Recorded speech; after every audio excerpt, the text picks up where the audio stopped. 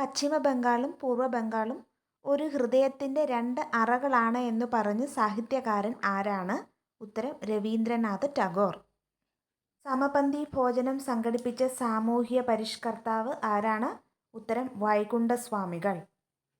ലണ്ടനിൽ നടന്ന 3 വട്ടമേശ സമ്മേളനങ്ങളിലും പങ്കെടുത്ത ഇന്ത്യൻ നേതാവ് ആരാണ്?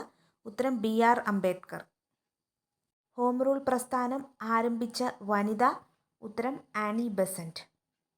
ഉപദ്വീപീയ പീഠഭൂമിയിലെ ഏറ്റവും ഉയരം കൂടിയ ഭാഗം? ഉത്തരം ആനമുടി. ക്വിറ്റ് ഇന്ത്യ സമരത്തിലെ നായിക എന്ന് ഗാന്ധിജി വിശേഷിപ്പിച്ചത് ആരെയാണ്? ഉത്തരം അരുണ ആസിഫ് അലി. സമുദ്രനിരപ്പിന് താഴെ നെൽകൃഷി ചെയ്യുന്ന പ്രദേശം? ഉത്തരം കുട്ടനാട്. കാശ്മീർ ഇല്ലാത്ത ഇന്ത്യ കണ്ണില്ലാത്ത മനുഷ്യനെ പോലെയാണ് എന്ന് പറഞ്ഞ മുഗൾ ചക്രവർത്തി ആരാണ്? ഉത്തരം ജഹാംഗീർ. അടുത്ത ചോദ്യം, ഇന്ത്യയിലെ ഏറ്റവും വലിയ മെട്രോ റെയിൽ ശൃംഖല ഏതാണ്? ഉത്തരം ഡൽഹി. അടുത്തത്, ബ്രഹ്മപുത്ര നദിയിൽ സതിയ മുതൽ ധുബ്രി വരെയുള്ള ദേശീയ ജലപാത അറിയപ്പെടുന്നത് എങ്ങനെയാണ്? ഉത്തരം ദേശീയ ജലപാത 2. ഇന്ത്യയിലെ ആദ്യത്തെ വന്ദേ ഭാരത് എക്സ്പ്രസ് ട്രെയിൻ ഏതെല്ലാം നഗരങ്ങളെ ബന്ധിപ്പിച്ചാണ് ഓടുന്നത്? ഉത്തരം ന്യൂഡൽഹി വാരണാസിയാണ്. അടുത്ത ചോദ്യം, ഇന്ത്യൻ സംസ്ഥാനങ്ങളിലെ ഏറ്റവും ഉയർന്ന കോടതി ഏതാണ്? ഉത്തരം ഹൈക്കോടതി.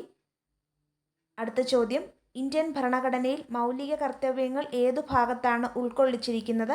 ഉത്തരം ഭാഗം 4A. ഇന്ത്യൻ ഭരണഘടനാ ശില്പി എന്നറിയപ്പെടുന്നത് ആരെയാണ്?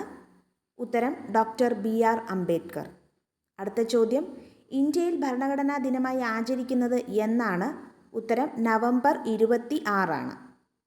ഇന്ത്യൻ പാർലമെന്റ് ഏതു വർഷമാണ് ഭക്ഷ്യസുരക്ഷാ ബില്ല് പാസാക്കിയത്? ഉത്തരം 2013. അടുത്ത ചോദ്യം, ലോകത്തിലെ ഏറ്റവും വലിയ എഴുതപ്പെട്ട ഭരണഘടന ഉള്ള രാജ്യം ഏതാണ്? ഉത്തരം ഇന്ത്യ. ഇന്ത്യയിൽ സ്വത്തവകാശം മൗലിക അവകാശത്തിന് ഭാഗമല്ലാതായി തീർന്നത് ഏതു ഭരണഘടനാ ഭേദഗതിയിലൂടെയാണ്? ഉത്തരം 43-ാം ഭരണഘടനാ ഭേദഗതി.